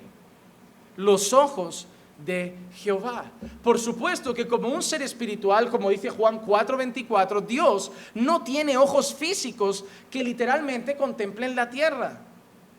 Tú no vas a llegar delante de Dios y decir, ¿puedo tocar el ojo a ver si es verdad? Sin embargo, ¿de qué otra manera pueden los seres humanos que saben de la vista, solo en la experiencia concreta de nuestra propia existencia física, describir que los ojos de Dios ven todas las cosas? Nos referimos a Dios de esa manera para que demos a entender a las personas que Dios ve todo. Del mismo modo, los pasajes bíblicos que hablan del brazo o de la mano de Dios no son descripciones físicas de la apariencia divina, como el Salmo 98:1, sino que son antropomorfismos, como por ejemplo Éxodo 33, 18, 23. Nosotros leemos textos que dicen, con brazo fuerte el Señor no tiene un brazo, ni mucho menos musculado. Cuando dice con brazo fuerte, ¿te imaginas que Dios ha ido al gimnasio un mes y se ha puesto bien musculado? No, pero Él da una enseñanza, Él trae un mensaje, Él enseña lo que Dios ha hecho con su pueblo, pero no nos hace pensar que Dios tiene brazos, no nos hace pensar de esa manera. Pero el antropomorfismo lo que hace es atribuir a Dios cualidades o acciones, características del hombre. Vamos a otro texto, a otro tipo de género. Ahora, después de haber visto estas formas de lenguaje, con todo esto que están viendo, lo que quiero que sepan también es que todo eso, cuando un pastor va a predicar, tiene que estar con pies juntillas de esto es un símil, esto es una metáfora, esto es un antropomorfismo, esto es literal, esto es simbólico, esto es figurado, esto es... Ahora yo quiero que piensen en el trabajo que hay detrás de una enseñanza. Para que cuando vengan a escuchar un sermón, no se levanten como si cualquier cosa, como si fuera algo que hemos cogido, hemos abierto Google y hemos puesto a hablar. Hay mucho trabajo detrás de eso para que ustedes sepan exactamente lo que Dios dice. Porque yo no soy, al menos yo, una persona que me suba aquí como diciendo, ¿sabes qué? Dios ya pondrá palabra. Y mira que yo creo en eso. Yo preparo mis sermones y hay momentos que Dios me respalda en el sermón, me guía en ejemplos, en cosas, al corazón de su pueblo, pero yo estudio para entender bien todo eso. Y lo diré, hay pastores que lo harán muy rápido, pues seré tonto, pero a mí todo ese proceso me lleva mucho rato. Mucho rato, por eso me da mucho coraje cuando voy a casa de alguien y dice, voy a compartir una palabrita, y abre así como, y yo digo, madre mía, lo que va a salir de aquí. No, a mí eso me da mucho coraje, como esa gente que dice, voy a hacer una palabra. A mí cuando alguien me dice, pastor, quiere venir a casa a comer y luego trae una palabrita. ¿Cómo trae una palabrita? Si me dices que traiga una palabra, me voy a tener que estudiar 6 horas cuando voy a comer a tu casa para traer una palabra correcta. Me das trabajo, no voy a comer a tu casa, no puedo, tengo cosas que hacer. No, tengo palabras que ya tengo bien estudiadas, pero me refiero que yo no soy ligero. Pero ¿saben por qué? Porque al menos yo soy consciente que voy a rendir cuentas. A mí la palabra rendir cuentas me da mucho respeto. Porque a mí me da mucho miedo llegar ante Dios y que me diga, Juanma, yo no quise decir eso. Yo quería decir esto. Y yo digo, ay, es que, no, pero tampoco estudiaste, tampoco te esforzaste, tampoco fuiste diligente. Simplemente leías y ¡hala! Yo voy a rendir cuentas. ¿Por qué? Porque también lo que enseño afecta a sus vidas. Si yo digo, el Señor quiere que hagan esto, es porque creo que el Señor lo quiere y tiene que ponerlo por obra. Pero ¿y si Dios no lo quiere? ¿Y si me lo estoy inventando? ¿Y si me estoy equivocando? Hay que tener mucho cuidado. Cuando queden con hermanos y vamos a compartir para edificarnos, háganlo, está muy bien, pero háganlo con cuidado, ¿eh? Si no están muy preparados, mejor leer, orar, pero si alguien se va a poner a enseñar entre hermanos, cuidado, que la preparación sea diligente. Que luego viene aquí gente confundida, es que el hermano el otro día en el devocional dijo, y nos toca a nosotros todavía más trabajo para ir corrigiendo esas cosas. No digo que no lo hagan, pero háganlo con cuidado. Tenemos un grupo de hermanos que se preparan a hacer sermones y ya lo ven, que les pueden preguntar, cada 15 días uno es valorado, se pegan palos, porque no aciertan, se equivocan, te has ido tal, es así, pero están siendo preparados. Porque eso es difícil. Y ahora ellos que lo hacen, que tienen que preparar sus sermones, se dan cuenta de lo complejo y lo complicado que es. Se dan cuenta de eso. Vamos a ver ahora cómo se interpretan los proverbios. Me gusta mucho, a pesar de su dificultad, este género. Un proverbio es un subgrupo de la literatura sapiencial. Pertenece a ese género de literatura sapiencial. La literatura sapiencial es un género amplio en el que los dichos y las reflexiones de los sabios quedan registrados. En este grupo pueden tomar la forma de debates, lo vemos en Job, autorreflexión poética y lamento, como en Eclesiastés. Tú lees Eclesiastés y deprime. Si tú no entiendes Eclesiastés, es el libro más deprimente de la faz de la tierra. Cuando yo leí la primera vez Eclesiastés, me imaginaba a Salomón con ganas de suicidarse. Decir, aquí todo es vanidad. He intentado estudiar, vanidad. He intentado pasarlo bien, vanidad. He intentado crecer en conocimiento, vanidad. Digo, madre mía, Salomón, qué vida más triste. Tú lees Eclesiastés y es un bajón decir, porque lo que está torcido, porque he visto al pobre oprimido. Digo, madre mía, qué vida. Pero claro, si no entiendes Eclesiastés lo ves así. Pero cuando entiendes Eclesiastés es cuando llegas para el final y dices, porque el fin de todo discurso es este. Teme a Dios y guarda sus mandamientos. Ahí te das cuenta que sin eso todo es una porquería en esta vida. Eso es lo que quiere enseñar Eclesiastés. Sin temer a Dios y guardar sus mandamientos, la vida es una porquería. Y literalmente lo es. Pero si tú no llegas hasta el final y solo lees una parte, madre mía, como explicaba el otro día un hermano, hay un tiempo para todo. ¿Quién conoce esa parte? Hay un tiempo de tirar piedras y hay un tiempo de recoger piedras. ¿Ese texto te está diciendo que apedrees a alguien? Tú no puedes leer Eclesiastés de una manera literal. Como, me acaban de tirar una piedra, yo ahora estoy en el tiempo de apedrear a alguien. No, lo dice Salomón, no va así. Entonces hay que saber cómo leer la literatura sapiencial. También hay observaciones sentenciosas sobre el funcionamiento normal de la vida, como proverbios. Ejemplos. He aquí un ejemplo de 2 proverbios bíblicos puestos uno al lado del otro que parecen a simple vista contradictorios. Proverbios 26:4. No respondas al necio de acuerdo con su necedad, para que no seas tú también como. No respondas a el necio conforme a su necedad, para que no seas como él. Pero mira qué dice el versículo siguiente. Responde al necio. No te digo que estén en una punta de la Biblia y la otra, Es el siguiente versículo. Parece que no tenía Salomón goma para borrar y dijo, me he equivocado, voy a ponerlo bien. Y se olvidó de borrar la parte. Porque dice, responde al necio según su necedad, para que no sea sabio ante sus propios ojos. Debemos darnos cuenta de la naturaleza circunstancial de esos proverbios para afirmar la verdad de cada uno. Dependiendo de la receptividad del necio a la reprensión, uno de esos proverbios se aplicará a cualquier tontería del insensato. En otras palabras, ahora viene la explicación sencilla. Si un tonto está imprudentemente inclinado a no escuchar el consejo de otros, usted mismo se pone a la altura del tonto al intentar razonar con él. Eso es lo que dice el versículo 4. Si el tonto no va a escuchar, tú eres tonto si crees que va a escucharte. Si el tonto no te va a hacer caso, tú eres tonto insistiendo. Ah, mira, mi hija es necia, no me escucha. Tú eres más necia si sigues diciéndole las cosas pensando que un día te va a escuchar. Si ya te ha demostrado que es tonta, no te pongas al mismo nivel. Eso es lo que está diciendo ese texto. Si tú ya ves que el necio no se ha cerrado en banda, tú eres necio si inviertes tiempo hablándole. Estás perdiendo el tiempo. Sin embargo, hay situaciones en las que llamar la atención a las acciones insensatas de una persona le pueden impedir seguir adelante en su destructivo engaño. Es necesario conocer bien la situación para saber qué proverbio aplicar. Parecen dos proverbios contradictorios, pero está hablando de dos maneras en que el necio reacciona.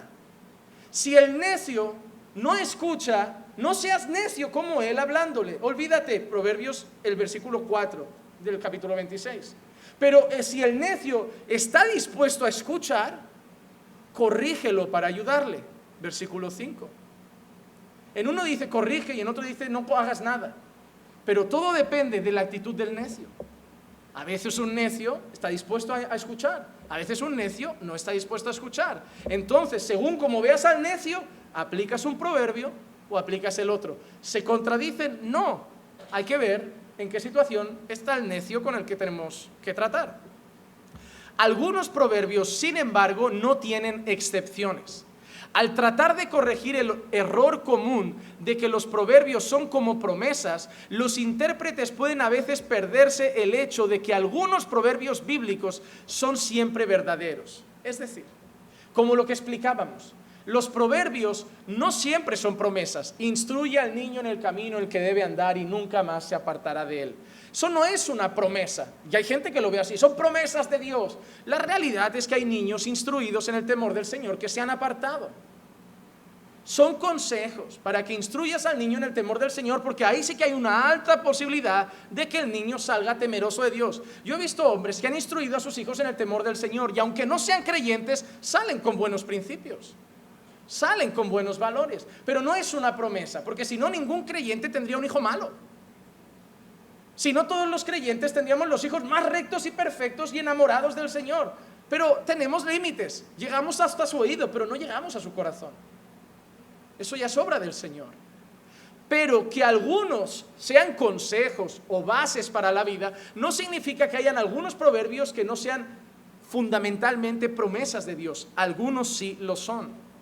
Los que tienen que ver con la naturaleza de Dios, sí que se cumplen. Por ejemplo, en Proverbios 11:1 leemos: el peso falso es abominación a Jehová, mas la pesa cabal le agrada.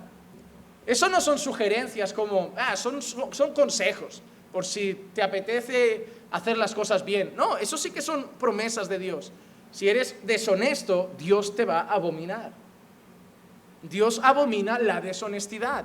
Entonces hay que saber ver qué tipo de proverbio estamos leyendo. Cuando el proverbio habla de algo que tiene que ver con el Señor, son verdades fundamentales. Proverbios 6:16 al 19, vemos una lista de cosas que tienen que ver con Dios. 6 cosas aborrece Jehová y una séptima abomina su alma: los ojos altivos, la lengua mentirosa, las manos derramadoras de sangre inocente, el corazón que maquina pensamientos inicuos, los pies presurosos para correr al mal, el testigo falso que habla mentiras y el que siembra discordia entre hermanos. No son consejos, no son sugerencias, son cosas que aborrece el Señor. Cuando tú te sientas con un hermano y estás hablando de otro hermano para crear que lo mire de otra manera, que sepas algo: Dios te aborrece por hacer eso. No es un consejo, Dios lo aborrece. Cuidado con esas cosas. Dios no las pasa por alto. Vamos a ver la interpretación de otra literatura sapiencial. Son aquí oportunos unos breves comentarios con respecto a la interpretación de otros textos sapienciales, no solo proverbios. Tanto en los debates de Job como en los monólogos de Eclesiastés, el contexto es más importante que los proverbios y su estilo entrecortado. Hay que interpretar Eclesiastés, por ejemplo, a la luz de la declaración del resumen final. El fin de todo el discurso oído es este: teme a Dios y guarda sus mandamientos, porque este es el todo del hombre. Porque Dios traerá toda obra a juicio, juntamente con toda cosa encubierta, sea buena o sea mala. Eclesiastés 12, del 13 al 14. Para entender cada texto de Eclesiastés, tienes que mirar todo el tiempo esa definición. No puedes predicar Eclesiastés sin mirar esa parte cada vez que lo prediques. Todo es vanidad. Todo tiene que ver con esa parte final. Todo es vanidad si no se teme a Dios y se guardan sus mandamientos. Todo eso pasa si no se teme a Dios y guarda sus mandamientos. Ir detrás de esto es vanidad si no se teme a Dios y se guardan sus mandamientos. Todo lo que predicamos tiene que ver con esa parte final que nos da el tema central de todo el libro de Eclesiastés. Y Job, por ejemplo, ¿cómo miramos Job? Lo mismo sucede con Job. Hay que leer toda la obra para descubrir que Dios desacredita algunos de los consejos aparentemente razonables y sabios de los amigos de Job. Los amigos de Job parecen haber tomado las maneras en que Dios normalmente trabaja, es decir, los proverbios, y hacen de ellos leyes absolutas sin excepciones. Pueden leer Job 4 del 7 al 9 o Job 8 del 3 al 7. Los amigos de Job ven a Job y ¿saben qué le empiezan a aconsejar? Mira, Job, Dios no es injusto. Si te pasa esto es porque Dios castiga el pecado. Vaya amigos. Ya basta que ha perdido la familia, ha perdido el dinero, ha perdido la salud y ahora encima los mejores amigos llegan a consolarlo y dicen: a ver, Job, ¿te has parado a pensar si hay algo que hayas hecho? Gracias, gracias, gracias. Es lo que necesitaba en este preciso momento. Pero ellos están aplicando ideas que saben de Dios, que Dios abomina cosas, que Dios castiga cosas. Entonces van a Job y le dicen: Job, debe ser por esto. Los amigos de Job me recuerdan a los discípulos de Jesús cuando llegan delante de un ciego y le dicen: Jesús, ¿quién pecó? ¿Él o sus padres para que estuviera ciego? Porque en la mente de los discípulos que conocen la tradición judía, si alguien está mal es porque algo malo ha hecho. Hasta hoy hay personas que si tú te quedas embarazada y llegas y le dices: hermanos, nos ha dicho el médico que van a nacer con síndrome de Down. Hay personas, es triste que haya de esto en la iglesia, pero lo hay, que automáticamente no te lo dirán porque es demasiado ofensivo, pero van a pensar: algo habrá hecho para que Dios mande a un niño así. ¿Sabían que hay personas que piensan así? Hay personas que piensan eso. Eso es triste por dos motivos. En número uno, estás diciendo que todo lo malo que llega a la vida es fruto de un castigo de Dios. Aquí veo a muchos hermanos con gafas. Si realmente fuerais personas sanas, no la usaríais. Las gafas son fruto de un defecto visual. Miopía, hipermetropía, lo que sea. Significa que habréis hecho algo muy malo delante de Dios. Porque estáis algunos medio cieguillos. Pero vosotros habéis parado a pensar que lleváis gafas por vuestros pecados. Yo tampoco. Me hizo mucha gracia el último vídeo donde vi a Cash Luna hablando de milagros, llevaba gafas puestas. Y digo: tío, estás queriendo curar el cáncer y no te curas la miopía. Esto es muy extraño. Yo no creo eso. Si a mí mañana me coge gripe, no creo que porque haya pecado contra Dios. Si mañana he cogido el COVID, no es porque no pienso en eso. Y si mañana mi esposa se quedara embarazada y el niño viene con síndrome de Down, yo voy a dar gracias al Señor. No me voy a sentir culpable de que estoy pagando por los pecados del pasado. Porque si aquí todo el mundo tuviera un hijo con algún tipo de discapacidad o enfermedad por sus pecados, ningún hijo estaría sano. No tiene nada que ver. Pero en la mente del pueblo de entonces, bendición de Dios era sanidad, riqueza, éxito. ¿A quién nos recuerda? Evangelio de la prosperidad. Uy, no tienes trabajo, busca en Dios, algo malo has hecho, las cosas no estarían así si estuvieras haciendo las cosas bien con el Señor. La gente lo ve de esa manera. Es muy triste. Es muy triste. Al final del libro de Job, alaba el misterio de la obra providencial de Dios en Job 42, del 1 al 6. De oídas te había oído, pero ahora mis ojos te ven, y ahora me doy cuenta que tú controlas todas las cosas. Todo lo que Job pasó, la conclusión de, oye, ¿por qué Dios permite eso? Oye, ¿por qué Dios esto? Oye, ¿por qué? ¿Habrá hecho algo? No, la conclusión era lo que Dios le enseñó a Job al final. ¿Y qué le enseñó? Dos cosas. Job, soy soberano. Segunda, Job, no me conoces personalmente, ahora sí. ¿Cuántos de nosotros no hemos tenido que pasar por un valle profundo para conocer a Dios? Es muy fácil decirle a la gente, mira, Dios es tu fuerza, Dios, pero cuando todo está bien. Pero ¿cuántos hemos tenido que pasar por un pozo para decirle realmente, Dios nunca te deja? Job tuvo que pasar por ahí. Ahora ya no podía decirle a la gente, Dios es soberano de lo que había oído. Ahora él podía decirle a la gente, mira, Dios controla todo. Todo lo que venga a nuestra vida, por muy malo que sea, si sirve para conocer más a Dios, es una bendición. Si sirve para cambiar nuestro carácter y hacernos más como Cristo, es una bendición.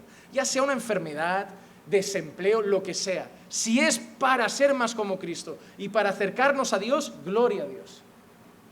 Prefiero desempleado y cerca de Él que con trabajo y lejos. Lo prefiero. Otro libro sapiencial, Cantar de los Cantares. El Cantar de los Cantares es generalmente reconocido como un híbrido, como los coches de ahora, de la literatura sapiencial y de la canción poética. Como acertadamente señala un comentarista, la sabiduría es la aplicación de la voluntad de Dios a lo esencial y básico de la vida. Como corresponde, pues, el Cantar de los Cantares ofrece una perspectiva divina sobre la experiencia del amor romántico entre un marido y una mujer. Tú lees Cantar de los Cantares, eso es precioso. Eso lo puedes leer con tu mujer, y eso son casi preliminares. Dice, no voy a subir por tu palmera, voy a comer de tus racimos. Esto es muy tela. Cuando yo estoy preparando las clases de matrimonio y cuando lleguemos a la parte de las relaciones íntimas, Cantares es fuego puro. Salomón estaba fino, ¿eh? Salomón es un personaje, 1000 mujeres, pero solo a una le dicen eso. Solo a una. Cantares no es para todas sus mujeres y concubinas, es para una amada, para una amada. Pero es muy curioso, tú no puedes leer Cantares como un texto literal. O las mujeres tienen racimos y son una palmera. No, claro que no. O el ombligo de la mujer es un pozo. Claro que no. Pero usa lenguajes poéticos y hay que leerlo de esa manera. A pesar de los muchos intentos de alegorizar el texto, se entiende mejor como un sello de inspiración divina de aprobación en las alegrías emocionales y físicas comunes en el matrimonio. ¿Por qué digo eso? Porque yo he escuchado a muchos comentaristas, y estoy en desacuerdo, que dicen que Cantares representa a Cristo y la Iglesia. No lo creo, porque la relación entre Cristo y la Iglesia no es erótica. No lo es espiritual. Y Cantares es muy físico. Es muy físico. Amada mía, ven a mi alcoba. Yo no me imagino diciéndole Jesús a la iglesia, ven a mi alcoba, amémonos hasta la madrugada. Jesús, no va así. Esto es un libro. Por eso, muchos judíos por mucho tiempo prohibieron la enseñanza del libro de Cantares, porque creían que no era adecuado su lenguaje, y mucho más para jóvenes que lo pudieran leer. Muchos lo excluyeron, pero al final tuvieron que concluir que era un libro inspirado por Dios. Vamos a ver ahora otro género, cómo interpretar la poesía. ¿Cómo interpretar la poesía? La poesía aparece en muchos géneros bíblicos, en proverbios, en la narrativa histórica, en la profecía, en los salmos. Para entender correctamente la poesía, lo primero que hay que hacer es reconocer que se trata de un texto poético. Luego, hemos de tener un cierto entendimiento de los supuestos que subyacen en la poesía. Y por último, debemos emplear sólidos principios hermenéuticos en la interpretación de diversas formas poéticas. ¿Cómo lo hacemos? Vamos a familiarizarnos con algunas formas poéticas comunes. Igual que antes hemos visto antropomorfismo, hemos visto el símil, la metáfora, ahora vamos a hablar de la poesía y de cómo normalmente se estructuran y qué formas tienen. En primer lugar, el paralelismo sinónimo. Vamos a ver cómo es la poesía, y esto es poesía normalmente judía. El paralelismo es una de las formas más comunes en la poesía semítica. Una línea inicial oscura puede quedar dilucidada por una segunda más clara. Vamos a buscar, como antes hemos hecho, ejemplos en la Escritura para entender estas cosas. Salmo 52:8 dice lo siguiente: pero yo soy como un olivo verde que florece en la casa de Dios. Si tú solo lees esa parte, yo soy como un olivo verde que florece en la casa de Dios, ¿qué quiere decir David? La verdad, no tienes ni idea, yo tampoco. O sea, alguien te dice, yo soy como un olivo en la casa de Dios. ¿Qué quieres? Cuando hablamos de paralelismo, hablamos de esa figura en que la primera línea es oscura, pero la segunda que viene justo después nos muestra lo que quiere decir. Hasta ahí dice eso, pero justo después dice, yo confío en el gran amor de Dios eternamente y para siempre. Así que cuando David ha querido decir, soy como un olivo verde que florece en la casa de Dios, él mismo nos está diciendo que significa que tiene una gran confianza en el Señor. Él lo dice, no tienes que interpretar. Él te lo ha dicho. Él te lo ha dicho. Sin la segunda línea sinónima, podríamos quedar confundidos en cuanto a de qué forma es David como un olivo. Pero la segunda línea aclara la primera imagen que tiene la intención de darnos un cuadro de dependencia y fecundidad sostenida. Segunda cosa que vemos en la poesía, el paralelismo antiteco. Una segunda forma común de paralelismo es el paralelismo antitético. Es el que la segunda línea contrasta con la primera al afirmar una verdad opuesta. Por ejemplo, en el Magnificat de Lucas 1, 46, 55, María canta diciendo que Dios humilla a los soberbios en la línea primera y exalta a los humildes en la línea segunda. Dice, quitó de los tronos a los poderosos y exaltó a los humildes. Mediante esta repetición antitética, la afirmación inicial de la primera línea se aclara aún más y realza de forma memorable el significado. ¿Qué es este paralelismo? Lo que hace es que coge dos cosas que van de una punta a otra, dándole todavía más énfasis. Y eso lo han leído más de una vez, porque Dios exalta a los humildes y quebranta a los soberbios, o Dios humilla a los soberbios y da gracia a los humildes. Te muestra un contraste completamente diferente para darte una imagen más visual de lo que Dios quiere enseñar. Coge cosas que son completamente contrarias para que tengas una visión todavía más clara de lo que quiere decir ese pasaje. Tercero, el paralelismo sintético. Una tercera forma de paralelismo es el paralelismo sintético. Reconoce la adición de información o énfasis en la segunda línea a tal grado que esa segunda línea ya no puede ser tenida como sinónimo.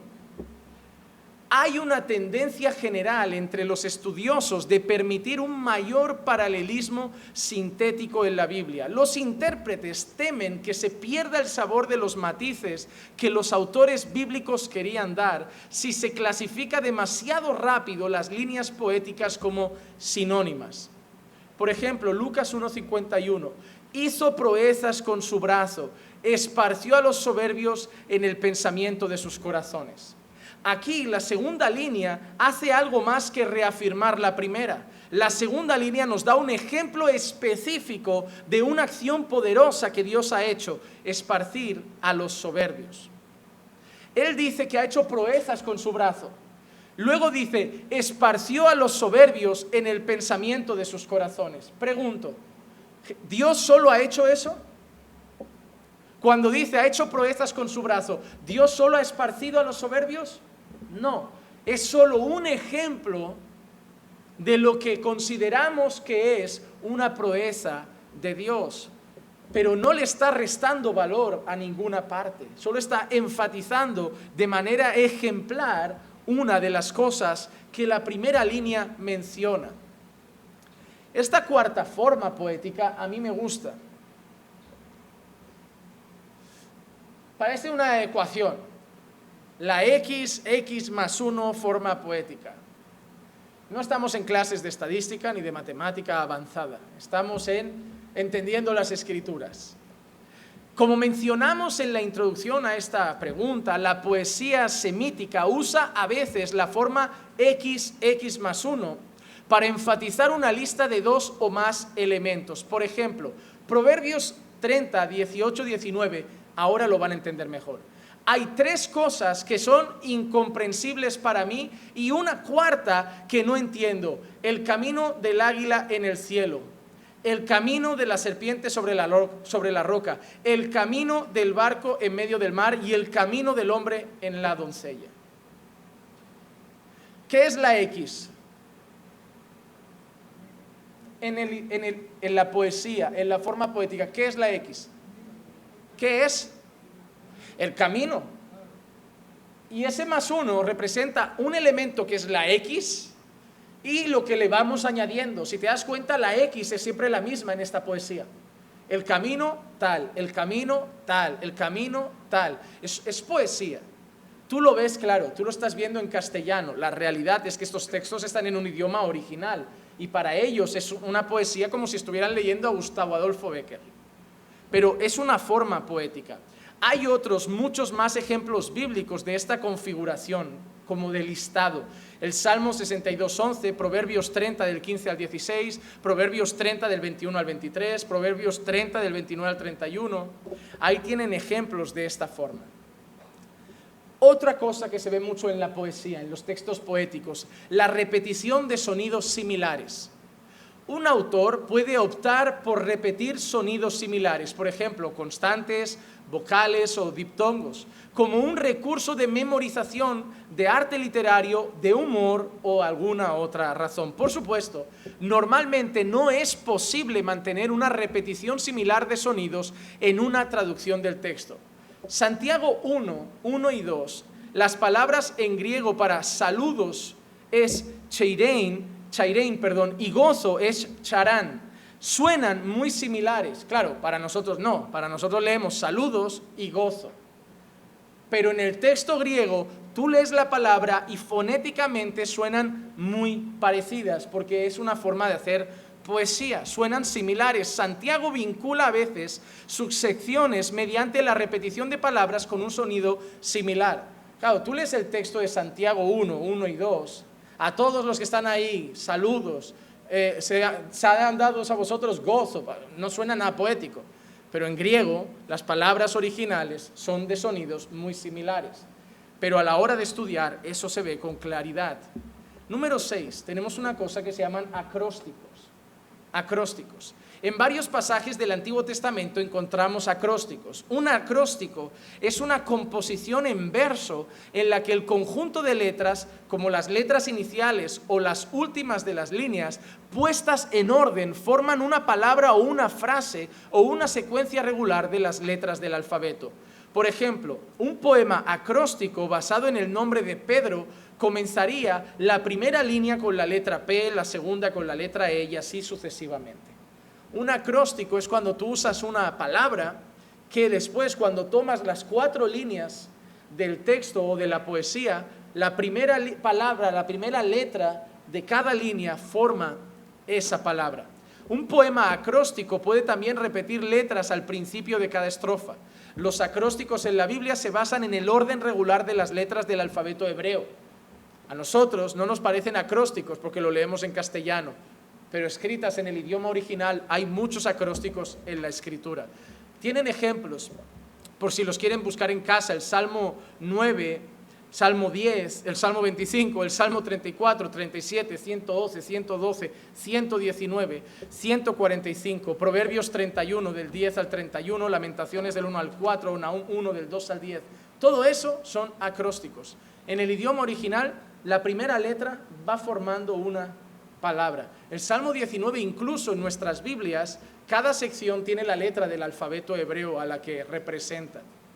Ahí lo vemos todavía con más claridad. Luego hay otra cosa que es curiosa, que se llama quiasmo.